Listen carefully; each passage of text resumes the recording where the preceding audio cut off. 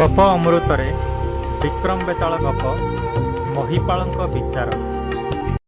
ମଗଧ ରାଜ୍ୟରେ ମହିପାଳ ନାମକ ଜଣେ ରାଜା ଶାସନ କରୁଥିଲେ। ସେ ଜଣେ ଦକ୍ଷ ଶାସକ ଥିଲେ। ତାଙ୍କରି ରାଜନୈତିକ ଶତ୍ରୁମାନଙ୍କୁ ନାନାଦି କଳା କୌଶଳରେ ଅପଦସ୍ଥ କରିବାରେ କେହି ତାଙ୍କର ସମକକ୍ଷ ନଥିଲେ। ଗ୍ରହଣଗିରି ମଗଧର ପଡ଼ୋଶୀ ରାଜ୍ୟ। ଏହି ରାଜ୍ୟର ରାଜା ଜୟପାଳଙ୍କ ମନରେ ବହୁଦିନରୁ ମଗଧ ଅଧିକାର କରିବା ପାଇଁ ତୀବ୍ର ଇଚ୍ଛା ଥାଏ। କିନ୍ତୁ ମହିପାଳଙ୍କର ଦକ୍ଷତା ଓ ତାଙ୍କ ଅପାର ସୈନିକ ବଳ ସମ୍ମୁଖରେ ତାଙ୍କର ସମସ୍ତ ଉଦ୍ୟମ ବିଫଳ ହେଉଥାଏ।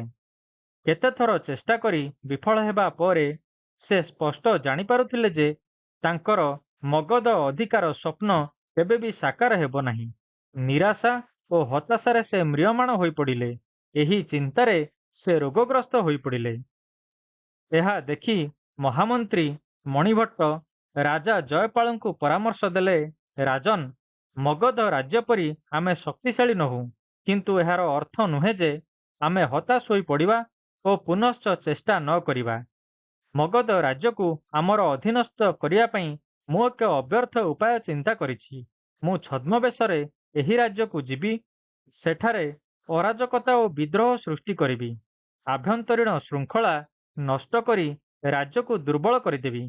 ଏହିପରି ଭୟଙ୍କର ପରିସ୍ଥିତି ସୃଷ୍ଟି କରିବି ଯେ ତାକୁ ସୁଧାରିବାକୁ ମହିପାଳଙ୍କୁ ବହୁତ ସମୟ ଲାଗିଯିବ। ଏହି ସୁଯୋଗରେ ଆମେ ତାଙ୍କ ରାଜ୍ୟକୁ ଆକ୍ରମଣ କରିବା ଓ ମଗଧକୁ ଆମର ଅଧୀନସ୍ଥ କରିବା। ରାଜାଙ୍କ ନିର୍ଦ୍ଦେଶକ୍ରମେ ତା ପରଦିନ ହିଁ ମଣିଭଟ୍ଟ ମଗଧ ଅଭିମୁଖେ ବାହାରି ପଡ଼ିଲେ। ମଗଧ ରାଜ୍ୟର ସେନାପତି 1 ମାସ କାଳ ହୃଦରୋଗରେ ପୀଡ଼ିତ ହୋଇ ମୃତ୍ୟୁବରଣ କରିଥିଲେ। ତେଣୁ ତାଙ୍କ ପଦବୀରେ ଅନ୍ୟ କାହାକୁ ସେନାପତି ଭାବେ ନିଯୁକ୍ତି ଦେବା ମହିପାଳଙ୍କ ସମ୍ମୁଖରେ ସବୁଠାରୁ ବଡ଼ ସମସ୍ୟା ଥିଲା। ସେ ଏହି ବିଷୟରେ ମନ୍ତ୍ରୀମାନଙ୍କ ସହିତ ବାରମ୍ବାର ଆଲୋଚନା କରୁଥିଲେ। ଏହି ସମୟରେ ଗୁପ୍ତଚରମାନଙ୍କଠାରୁ ସେ ଖବର ପାଇଲେ ଯେ ଭୈରବ ନାମକ ଜଣେ ମଗଧର ସୀମାନ୍ତରେ ଥିବା ଗ୍ରାମର ଅଧିବାସୀମାନଙ୍କୁ ବିଭିନ୍ନ ଉପାୟରେ ପ୍ରତାରିତ କରି ଅପାର ଧନ ସମ୍ପତ୍ତି ଠୁଳ କରିବାରେ ଲାଗିଥିଲା। ଅତ୍ୟାଚାରିତ ଗ୍ରାମବାସୀମାନେ ଶେଷରେ ଦିନେ ସେହି ଦୁଷ୍ଟକୁ ଖୁବ୍ ମାରପିଟି କଲେ। ଭୟରେ ସେ ଯାଇ ଜଙ୍ଗଲରେ ଆତ୍ମଗୋପନ କରିଛି। ଜଙ୍ଗଲରେ ପଶିବା ଦିନଠାରୁ ଭୈରବ ଚେଷ୍ଟା କରୁଥାଏ କିପରି ସେ ସେଠାରୁ ବାହାରି ଯାଇ ଏକ ସୁରକ୍ଷିତ ସ୍ଥାନରେ ପହଞ୍ଚିବ। ଦିନେ ସେ ଗହଳିଆ ଗଛ ଆଢ଼ୁଆଳରୁ କାହାର କରୁଣ ଚିତ୍କାର ଶୁଣିବାକୁ ପାଇଲା। କେହି ଜଣେ ବିକଳ କହି ପାଣି ମାଗୁଥିଲା। ବୃଦ୍ଧ ଭୈରବ ଭିତରକୁ ଯାଇ ଦେଖିଲା ଗୋଟିଏ ରାକ୍ଷସ ପଥର ଗଦା ତଳେ ଚାପି ହୋଇଯାଇ ଚିତ୍କାର କରୁଛି। ତୁରନ୍ତ ସେ ପାଣି ନେଇ ଆସି ତାର ଶୋଷ ମେଣ୍ଟାଇଲା। ତାପରେ ରାକ୍ଷସକୁ ପଥର ଗଦା ଭିତରୁ ବାହାର କଲା। ବୃଦ୍ଧ ରାକ୍ଷସ ତା ପ୍ରତି କୃତଜ୍ଞତା ଜଣାଇ କହିଲା, ଆରେ ମଣିଷ, ତୋ ସାହାଯ୍ୟ ମୁଁ କେବେ ବି ଭୁଲିବି ନାହିଁ। ମୋର ଭାଇମାନେ ମୋତେ ଏପରି ଅବସ୍ଥାରେ ପକାଇଥିଲେ, ଯାହା ଫଳରେ ସାରା ଜଙ୍ଗଲରେ ସେମାନଙ୍କର ଆଧିପତ୍ୟ ରହିବ। ପାହାଡ଼ର ପଥର ଗଡ଼ାଇ ଆଣି ସେମାନେ ମୋତେ ଏଇଠାରେ ଅଧମରା ଅବସ୍ଥାରେ ପକାଇ ଚାଲିଗଲେ। ତୋର କ'ଣ ଦରକାର ମୋତେ କହ, ମୁଁ ତୋତେ ନିଶ୍ଚୟ ସାହାଯ୍ୟ କରିବି। ଭୈରବ ରାକ୍ଷସର ପଙ୍ଗୁ ଅବସ୍ଥା ଦେଖି ତା ଉପରେ ଦୟାପରବଶ ହୋଇ କହିଲା, ତୁମେ ନିଜେ ନିଜକୁ ଚଳାଇବା ଅବସ୍ଥାରେ ନାହଁ, ମୋତେ କି ସାହାଯ୍ୟ କରିବ? ମୋର ବହୁତ ଧନ ଲୋଡ଼ା। ଏଠାକୁ ଜନମାନବଙ୍କର ଆତଯାତ ନାହିଁ। ଧନ କେଉଁଠୁ ଆସିବ? ନିଜର ଅସହାୟତା ପ୍ରକାଶ କରି ରାକ୍ଷସ କହିଲା। ତା କଥା ଶୁଣିବା କ୍ଷଣି ଭୈରବର ଦୁଷ୍ଟବୁଦ୍ଧି ତେଜି ଉଠିଲା ଓ ତା ମୁଣ୍ଡକୁ ଏକ ଉପାୟ ଜୁଟିଲା। ସେ କହିଲା, ମୁଁ ବୁଦ୍ଧି ଖଟେଇ ମୁଁ ଏପରି ଏକ ଯୋଜନା କରିବି ଯେ ଲୋକମାନେ ତୁମ ପାଖକୁ ଆସିବେ। ତୁମେ ତାଙ୍କର ମାଂସ ଖାଇବ ଓ ମୁଁ ସେମାନଙ୍କର ଧନ ଓ ଅଳଙ୍କାର ସବୁ ନେବି। ନରମାଂସ କଥା ଶୁଣୁ ଶୁଣୁ ରାକ୍ଷସ ପାଟିରୁ ଲାଳ ଗଡ଼ି ଆସିଲା। ସେ କହିଲା, ନରମାଂସ? କାହିଁ, 40 ବର୍ଷ ତଳେ ଯାଇ କେବେ ଥରେ ମୋ ପାଟିରେ ବାଜିଥିଲା। ତୁ ଯାହା କହିବୁ ମୁଁ ସବୁ କରିବାକୁ ରାଜି।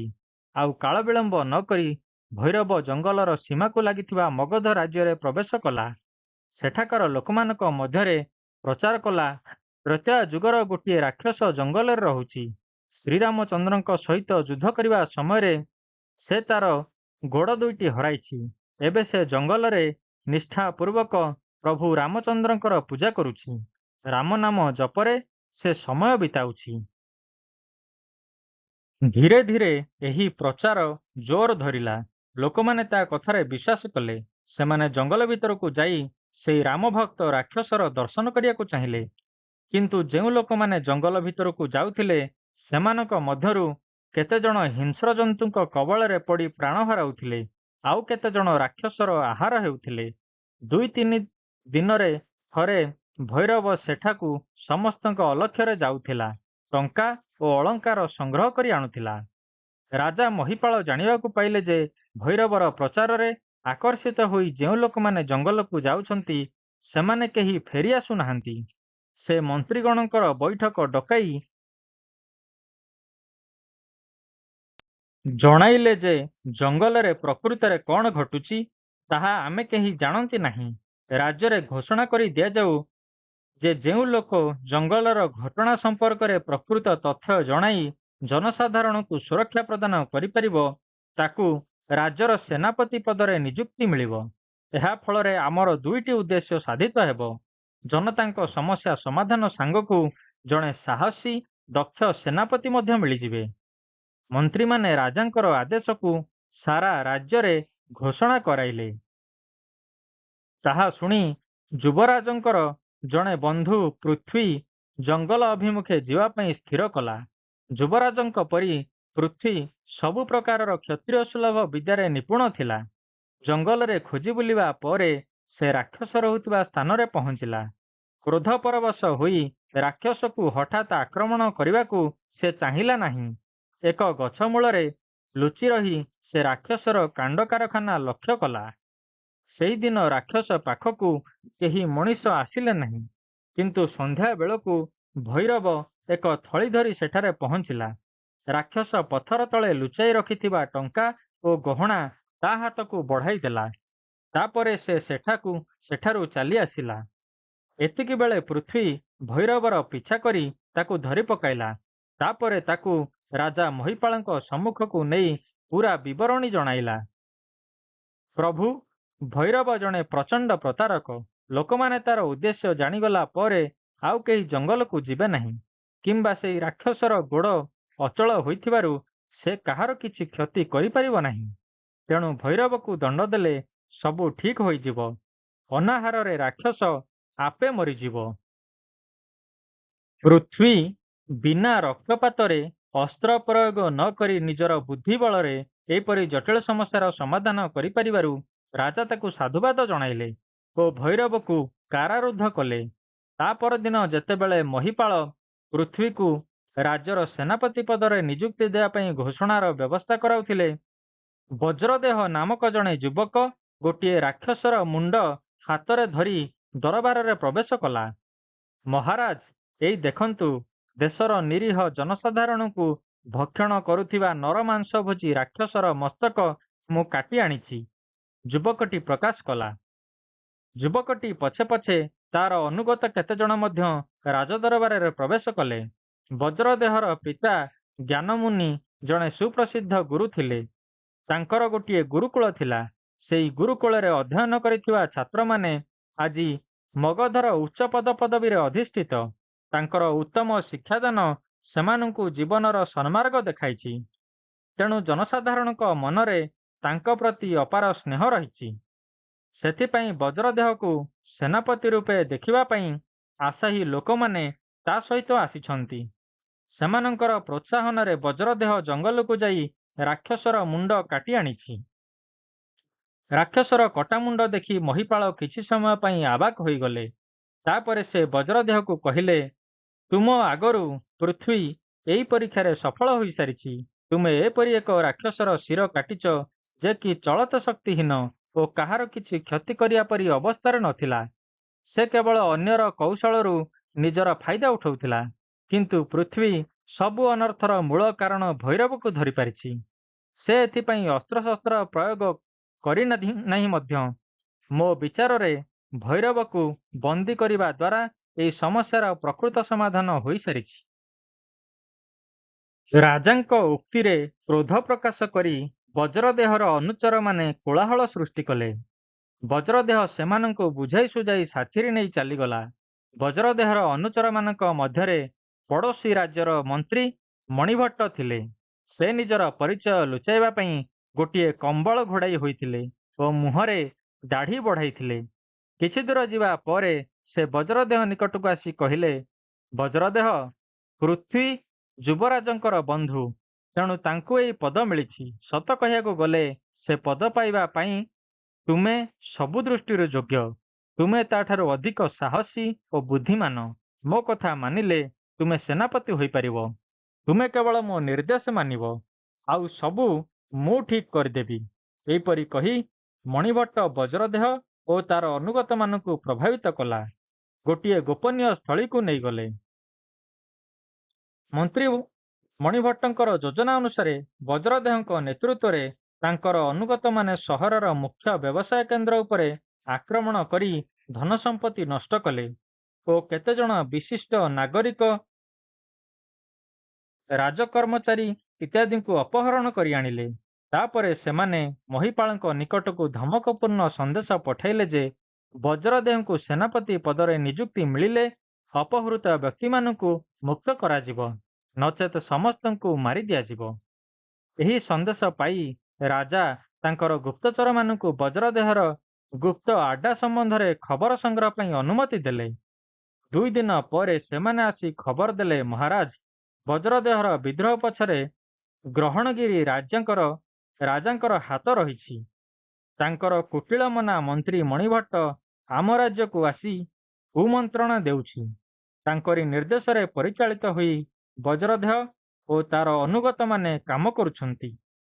ରାଜା ମହିପାଳ ମନ୍ତ୍ରୀମାନଙ୍କ ସହିତ ଦୀର୍ଘ ସମୟ ଆଲୋଚନା କରିବା ପରେ ଘୋଷଣା କଲେ ଯେ ପୃଥ୍ୱୀକୁ ସେନାପତି ପଦରୁ ହଟାଇ ଦିଆଯିବ ଓ ବଜ୍ରଦେହକୁ ନିଯୁକ୍ତି ମିଳିବ। ଏହି ଘୋଷଣା ଶୁଣି ବଜ୍ରଦେହର ଅନୁଗତମାନଙ୍କର ଆନନ୍ଦର ସୀମା ରହିଲା ନାହିଁ। ସେମାନେ ବିଜୟ ଉଲ୍ଲାସରେ ବଜ୍ରଦେହକୁ ଭେଟିବା ପାଇଁ ବାହାରିଲେ, କିନ୍ତୁ ସେମାନେ ବଜ୍ରଦେହର ଗୋପନ ସ୍ଥଳୀରେ ମଣିଭଟ୍ଟଙ୍କର ମୃତ ଶରୀର ଦେଖିବାକୁ ପାଇଲେ ଓ ବଜ୍ରଦେହ କେଉଁଆଡ଼େ ଚାଲି ଯାଇଥିଲା।